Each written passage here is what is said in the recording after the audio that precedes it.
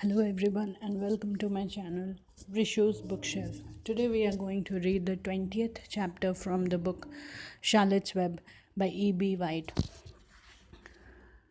The Hour of Triumph. Special announcement, said the loudspeaker in a pompous voice. The management of the fair takes great pleasure in presenting Mr. Homer L. Zuckerman and his famous pig. The truck bearing this extraordinary animal is now approaching the infield. Kindly stand back and give the truck room to proceed. In few moments, the pig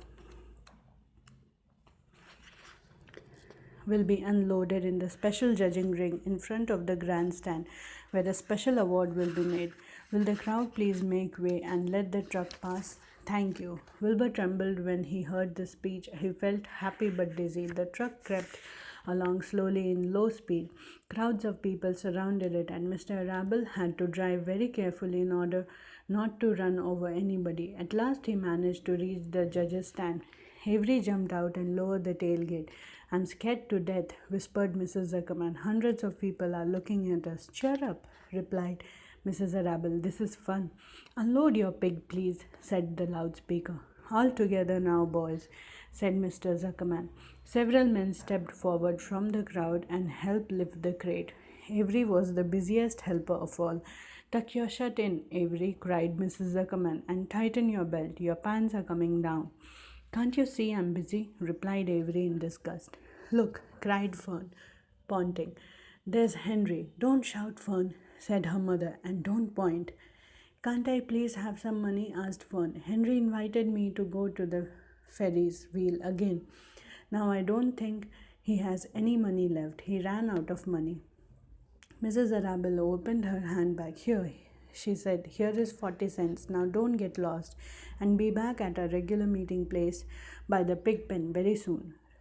Fern raced off, ducking and dodging through the crowd in search of Henry.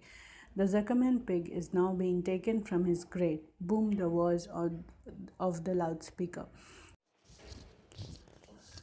Templeton crouched under the straw at the bottom of the crate. What a lot of nonsense, muttered the rat. What a lot of fuss about nothing. Over the pig pen, silent and alone, Charlotte rested. Her two front legs embraced the egg sack. Charlotte could hear everything that was said on the loudspeaker. The words gave her courage. This was her hour of triumph.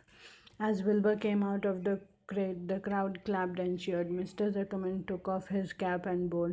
Lurvy pulled his big handkerchief from his pocket and wiped the sweat from the back of his neck. Avery knelt in the dirt by Wilbur's side, busily stroking him and showing off. Mrs. Zuckerman and Mrs. Arable stood on the running board of the truck. Ladies and gentlemen, said the loudspeaker, we now present Mr. Homer L. Zuckerman, distinguished pig. The fame of this unique animal has spread to the far corners of the earth, attracting many valuable tourists to our great state. Many of you will recall that never to be forgotten day last summer. Animal health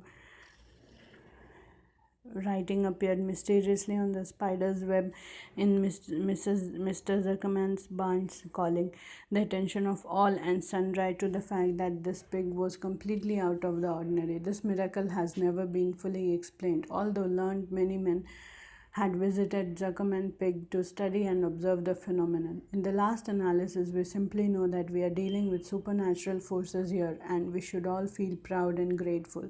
In the words of the spider's web, ladies and gentlemen, this is some pig. Wilbur blushed. He stood perfectly still and tried to look his best. This magnificent animal, continued the loudspeaker, is truly terrific. Look at him, ladies and gentlemen. Note the smoothness and whiteness of the coat. Observe the spotless skin, the healthy pink glow of ears and snout. It's the buttermilk, whispered Mrs. Arable to Mrs. Zuckerman. Note the general radiance of this animal. Then remember the day when the word radiant appeared clearly on the web. Whence came this mysterious writing? Not from the spider. We can rest assured that spiders are very clever at weaving their webs. But needless to say, spiders cannot write. Oh, they can't they? Murmured Charlotte to herself. Ladies and gentlemen, continued the loudspeaker, I must not take any more of your valuable time.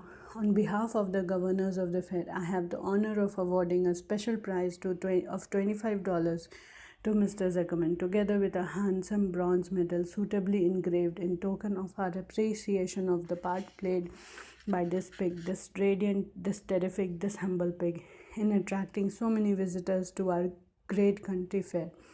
Wilbur had been feeling dizzier and dizzier through this long complimentary speech.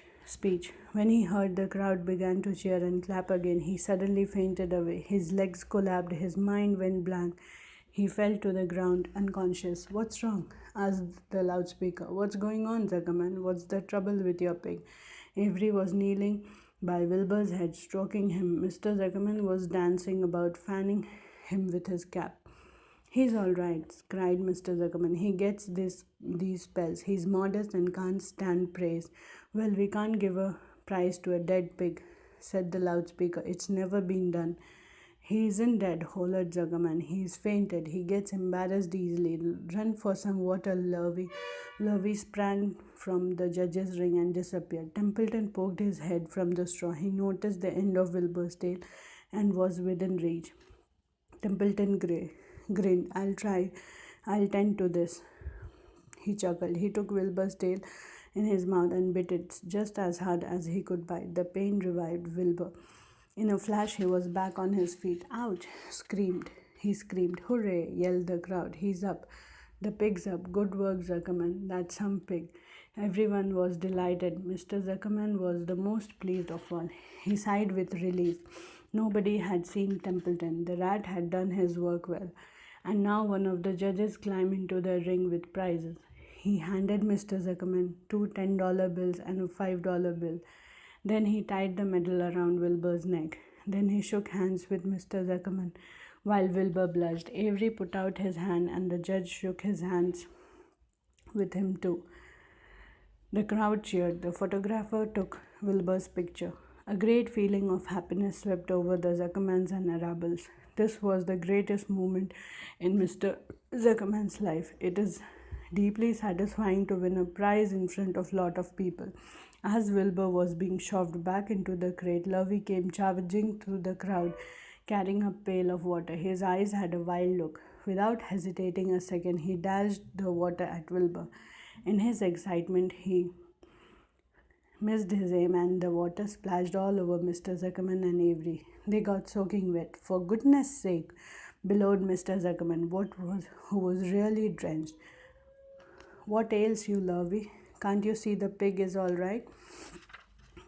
"You asked for water," said Lovey meekly. "I didn't ask for a shower bath," said Mr. Zuckerman. The crowd roared with laughter. Finally, Mr. Zuckerman had to laugh too, and of course, Avery was ticked to find himself so wet. He immediately started to act like a clown. He pretended he was taking a shower bath. He made faces and danced around and rubbed imaginary soap under his armpits. "Avery, stop it," cried his mother. "Stop showing off." But the crowd loved it. Avery heard nothing but applause. He liked being a clown in a ring and everybody watching. The children in the grandstand screamed with appreciation. At last things calmed down. Wilbur loaded the truck. Avery was led from the ring by his mother and placed on the seat of the truck dry off. The truck, driven by Mr. Rabel, crawled slowly back in the pig pen. Avery's wet trousers made a big wet spot on the seat. Thank you all for listening. I'll see you in my next one.